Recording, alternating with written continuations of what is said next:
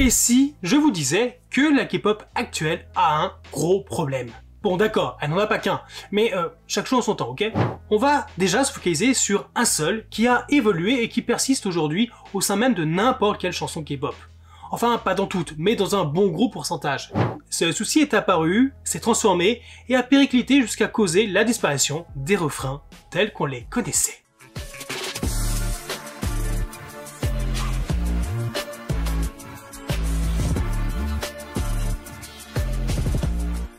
Le refrain, c'est un pilier incontournable, un élément essentiel de la musique pop moderne, même de la musique en général, un véritable point d'ancrage dans la structure d'une chanson.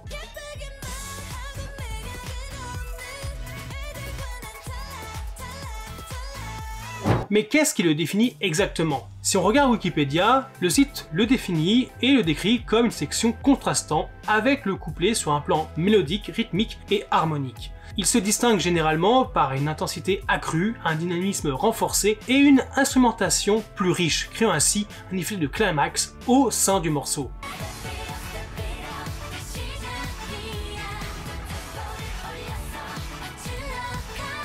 Bien plus qu'un simple passage répété, le refrain joue un rôle crucial dans l'identité d'une chanson. Il capte immédiatement l'attention de l'auditeur, s'imprime dans ses mémoires et devient souvent l'élément le plus reconnaissable du morceau. C'est clairement lui qui porte l'émotion principale et qui, lorsqu'il est bien conçu, transforme une chanson en véritable hymne.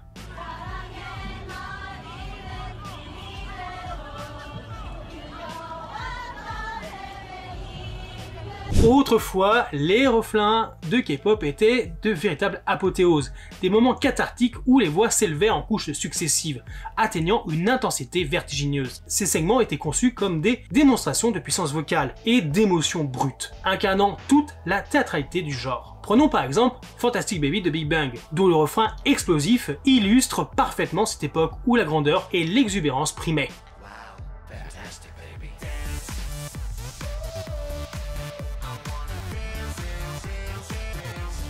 Et pourtant, ces envolées spectaculaires semblent aujourd'hui reléguées au passé. À leur place, les refrains se sont peu à peu transformés en gimmicks répétitifs, souvent dépourvus de réelles mélodies et réduits à de simples slogans accrocheurs. Ce qui fut jadis un terrain d'expression pour la virtuosité artistique s'est réduit à un simple fond sonore, principalement conçu pour accompagner une chorégraphie, avec un effort vocal minimal. L'émotion et la puissance ont cédé la place à une approche plus mécanique, où l'efficacité prime sur l'intensité musicale. L'industrie musicale a peu à peu abandonné, délaissé les refrains anthémiques et percutants, explosifs au profit d'une approche plus feutrée et aseptisée. Alors attention, cette évolution ne se limite pas qu'à la K-pop, mais s'inscrit dans une tendance plus large, plus globale, qui traverse également la musique pop occidentale. Désormais, l'accent est mis sur des sonorités douces et tamisées, une accessibilité accrue, souvent qualifiée d'easy listening. Un excellent article du site The Bias List intitulé From Prickly to Pleasant, The Softening of K-pop résume cette évolution. Il semble que la K-pop devient plus silencieuse. Les lignes mélodiques s'aplatissent, les morceaux électro-percutants laissent la place à des anti-drops funky, et les voix démonstratives ainsi que les arrangements théâtraux se font rares. Mieux vaut désormais livrer 2 minutes d'ambiance ponctuée d'un hook prêt à devenir viral sur TikTok que de tenter une véritable fresque pop avec montée en puissance et climax. Et l'une des principales raisons avancées pour expliquer cette évolution est l'essor fulgurant de la K-pop sur le marché international. Si le genre a toujours eu cette vocation exportatrice, son expansion s'est intensifiée ces dernières années, rendant indispensable l'adoption d'une approche plus universelle et accessible. Cette quête d'un public toujours plus large a conduit à une standardisation progressive de la musique, où l'objectif premier est de plaire au plus grand nombre. C'est là qu'on va me dire, que tu vas me dire, bah oui, la K-pop c'est américanisé. Bah non, tu as tort, parce qu'à la base, la K-pop est issue de l'influence musicale américaine que Lee So-man, le père de la K-pop, a observé et écouté dans les rues, à la radio, lors de ses études, et qu'il a adapté à son retour en Corée pour ainsi créer les premiers codes du genre musical que l'on aime aujourd'hui. Peut-être peut-on parler d'un juste retour des choses. À l'ère du streaming, où la visibilité d'un morceau dépend largement de son intégration dans un maximum de playlists, la musique percutante et audacieuse ont fini par céder la place à des sonorités plus neutres et consensuelles. Les titres doivent désormais s'adapter à un mode d'écoute passif, favorisant des productions lisses et inoffensives qui ne risquent pas de déstabiliser l'auditeur. Ce format optimisé pour le streaming, qui privilégie des mélodies agréables et peu marquées, permet ainsi d'assurer une diffusion massive et une consommation facile au détriment de l'originalité et de la richesse musicale qui faisait autrefois la force du genre. Si ma vidéo n'a pas pour vocation d'analyser en profondeur cette tendance, elle en constitue néanmoins un élément clé, car l'évolution des refrains en est un symptôme frappant. Dans ce nouveau paysage musical où l'atmosphère prime sur la substance, la structure des chansons s'est vue transformée. Les refrains en sont les grandes et premières victimes. Jadis pièce maîtresse d'un morceau, véritable sommet émotionnel porté par des mélodies puissantes et des arrangements flamboyants,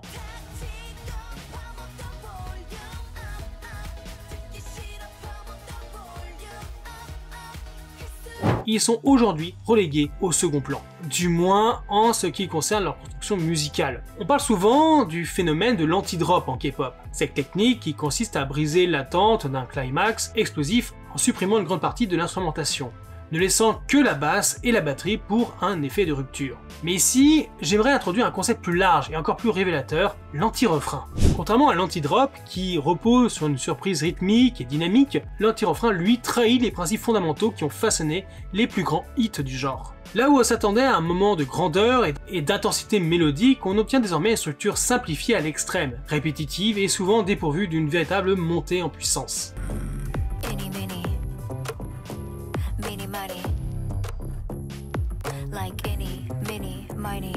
Cette approche, loin de sublimer les morceaux, appauvrit leur impact. L'anti-refrain remplace la richesse harmonique et l'émotion par un minimalisme parfois monotone, privilégiant des gimmicks sonores faciles à mémoriser au détriment d'une véritable progression musicale.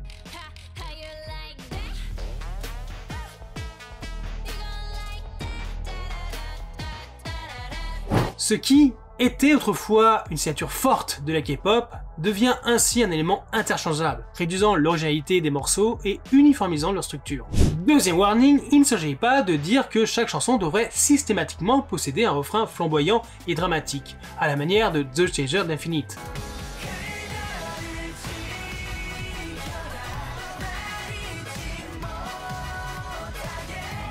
Bien que ce soit un choix artistique des plus exaltants. Mais force de constater que la multiplication des refrains sans véritable chant pose problème.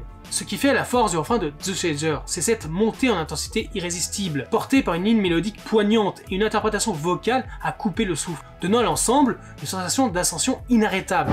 Ce genre de climax émotionnel qui marquait profondément l'auditeur tend aujourd'hui à disparaître, remplacé par des refrains minimalistes et répétitifs, où le chant semble vraiment relégué au second plan.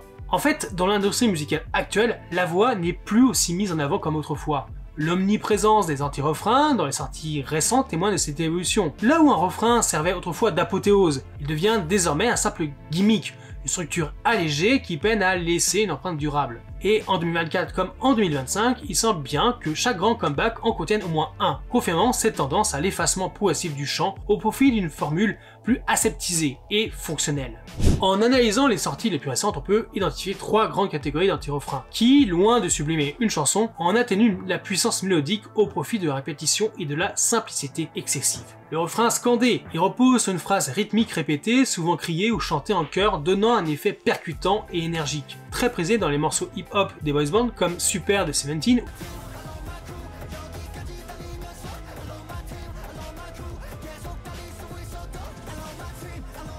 ou Gaz Menu de Stray Kids.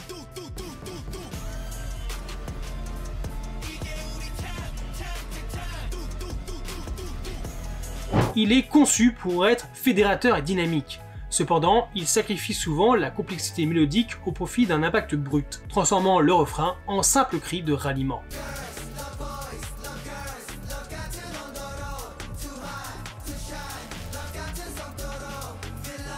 Le refrain slogan ou sing talk, variante plus narrative du chant scandé, il repose sur un mot ou une phrase répétée mécaniquement, donnant une illusion de variété alors que la ligne vocale reste extrêmement limitée.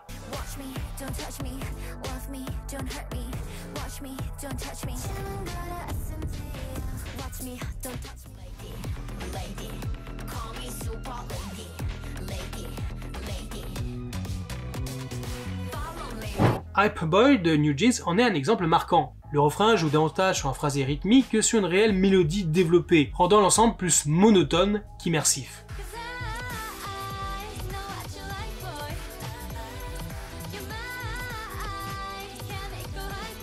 Et enfin, le refrain hyper répétitif, probablement le plus frustrant. Il consiste à marteler inlassablement un ou deux mots entrecoupés d'éléments superficiels pour masquer le manque d'inspiration. Ce procédé, bien que peu audacieux, s'est multiplié ces dernières années, donnant naissance à des refrains qui peinent à laisser une empreinte durable.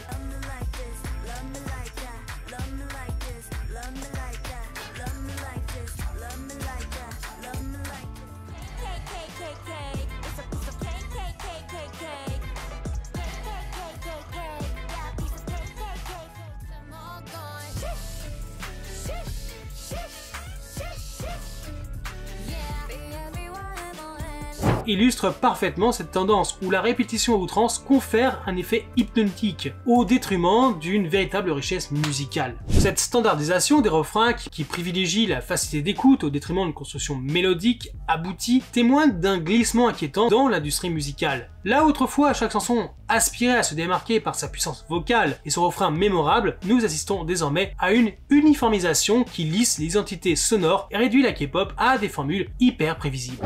Alors évidemment, cela ne signifie pas que ces types de refrains sont mauvais, loin de là. Certaines chansons iconiques de la K-pop ont su les exploiter avec brio, grâce à des arrangements sophistiqués et une production soignée. Par exemple, Dash d'Enhypen, bien que répétitif, tire sa force de ses harmonies et de son travail vocal, qui lui confère une véritable profondeur.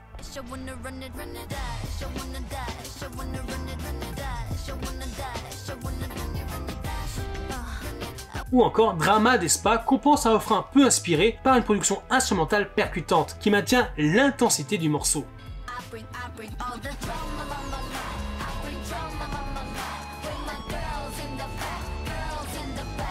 Cependant, ces quelques exceptions ne suffisent pas à masquer la tendance générale d'aujourd'hui. Les refrains grandioses et mélodiques se font de plus en plus rares. Autrefois utilisés pour créer un contraste dramatiques et cathartiques, ils sont aujourd'hui sacrifiés au profit de refrains insipides, conçus avant tout pour leur potentielle viralité sur TikTok. L'industrie privilégie donc désormais des morceaux formatés pour maximiser les écoutes en streaming, des productions fades qui ne laissent aucun effort d'intention, mais qui s'accrochent suffisamment à l'oreille pour éviter que l'auditeur ne zappe. Ces procédés peinent donc à égaler l'impact des refrains mélodiques traditionnels, qui offrent une dynamique vocale plus riche et une puissance émotionnelle marquante.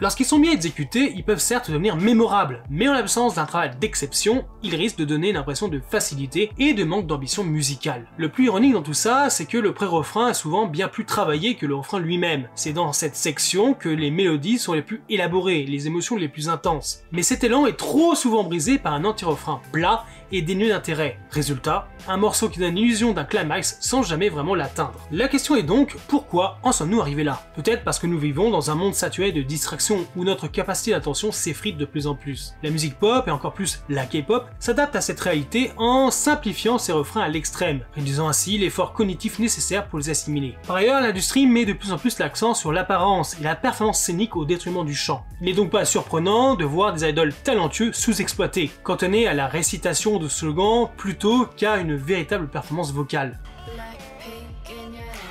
Heureusement, il reste souvent les solos pour montrer à quel point le talent est là. Mais le plus préoccupant, c'est que ces choix musicaux semblent aujourd'hui dictés par des impératifs commerciaux, bien plus que par une véritable vision artistique. La mélodie, qui devrait être l'élément central d'une chanson, est de plus en plus sacrifiée au profit de morceaux formatés pour les tendances éphémères des réseaux sociaux. Le refrain, au lieu d'être le point culminant d'une chanson, devient un simple outil d'accroche destiné à maximiser les vues et les streams. Et cette évolution est particulièrement flagrante chez les groupes féminins, où les voix restent confinées à une plage de notes restreintes, évitant alors tout envolé lyrique.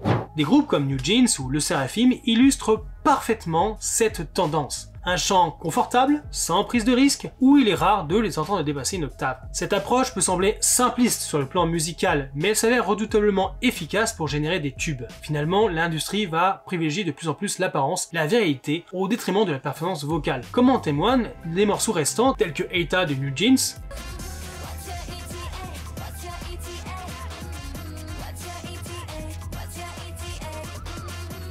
ou Antifragile de Seraphim.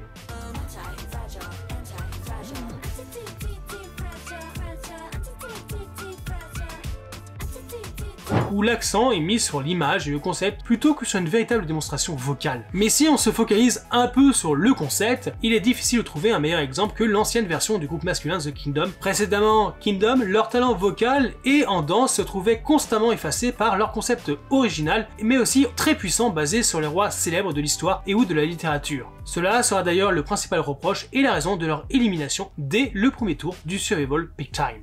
Ce qui était autrefois une nécessité artistique, comme la construction de refrains puissants et mémorables, c'est aujourd'hui devenu une option secondaire. Peut-être par crainte qu'une mélodie trop marquée ne soit pas assez percutante. Les producteurs optent désormais pour des formules répétitives et simplifiées, sacrifiant ainsi une part de la musicale du genre. Pourquoi ce nivellement par le bas? Pourquoi des chanteurs talentueux sont-ils réduits à réciter des phrases creuses plutôt qu'à interpréter des mélodies marquantes? L'hypothèse serait possiblement la suivante. Nous vivons dans une ère de consommation instantanée, où les images et les sons se succèdent à un rythme effréné, captant notre attention de manière compulsive. Dans ce contexte, notre capacité d'analyse musicale s'amoindrit, et l'industrie de la K-pop adapte ses productions en conséquence. La priorité n'est plus donnée à la richesse mélodique, mais à la vérité immédiate. Autrefois, les refrains étaient l'élément central des chansons, un véritable point culminant émotionnel. Aujourd'hui, ils semblent souvent réduits à de simples prétextes pour des dance challenges sur les réseaux sociaux, optimisés pour séduire les algorithmes. La musique n'est plus toujours pensée comme une œuvre à part entière, plutôt comme un produit de consommation immédiate, un stimulus éphémère destiné à générer du buzz.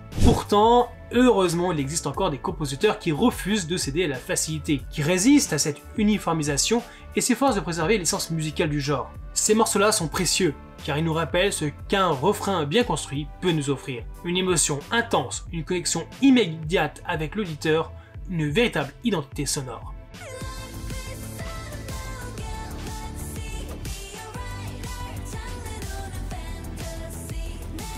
Les véritables refrains se raréfient en K-pop et c'est précisément ce qui les rend si précieux. Ce sont eux qui nous font vibrer, ceux dont on a envie de parler, ceux qu'on chérira encore longtemps pour toujours. Car au-delà des tendances éphémères et des stratégies marketing, la musique, lorsqu'elle est bien conçue, a ce pouvoir unique de marquer les esprits et de traverser le temps.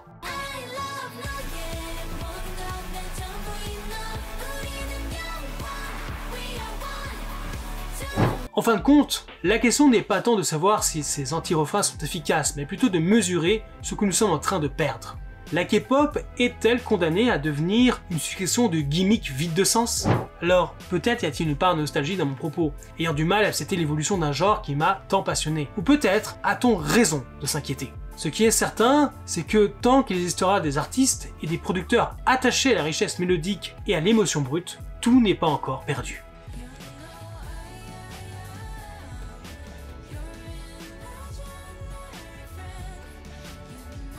Mais pour combien de temps encore? Aujourd'hui, les refrains mélodiques se raréfient, ce qui rend leur découverte d'autant plus précieuse. Ce sont ces morceaux qui nous feront toujours vibrer, car au-delà de la tendance éphémère de la stratégie marketing, la musique, lorsqu'elle est bien conçue, a le pouvoir de transcender les frontières et de toucher les cœurs. Préserver cet héritage, célébrer les refrains dignes de ce nom, c'est refuser que la magie de la K-pop se dilue dans la quête du succès instantané et au final éphémère perdu dans un océan de release. C'est aussi rappeler que la musique n'est pas qu'un simple bruit de fond pour l'ère du digital, mais un art capable d'éveiller en nous des émotions profondes et inaltérables.